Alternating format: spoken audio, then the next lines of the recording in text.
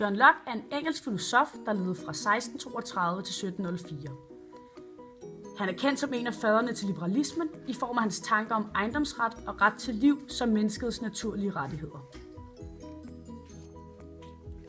Locke er enig med Hobbes i, at vi er egoistiske, men har tiltro til mennesket som fornuftsvæsen.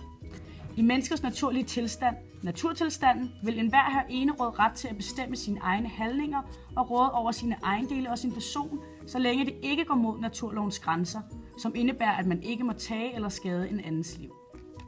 Locke tror på, at naturretten er gudsgivet. Det vil sige, at Gud har skabt mennesket og skabt deres formål. Derfor har mennesker ikke ret til at dræbe sig selv eller andre, da det er imod Guds vilje. Men hvorfor opretter man så en stat, hvis menneskets naturlige tilstand er frihed? 1. For at beskytte ejendomsretten og mod andres overgreb, i det naturtilstanden mangler en fastkendt lov. 2. Man har brug for en kendt og upartisk dommer, der har myndighed til at afgøre alle uoverensstemmelser. 3. Man mangler i naturtilstanden en magt til at understøtte den rette afgørelse. Statens magt er ikke absolut. Folket har en øverste magt til at fjerne eller ændre den lovgivende magt, hvis det finder, at den handler i modstrid med sit opdrag, som er at sikre, at naturretten respekteres. Den amerikanske uafhængighedserklæring tager udgangspunkt i Lockes tanker om opgør med undertrykkende styre og krav om frie og lige rettigheder.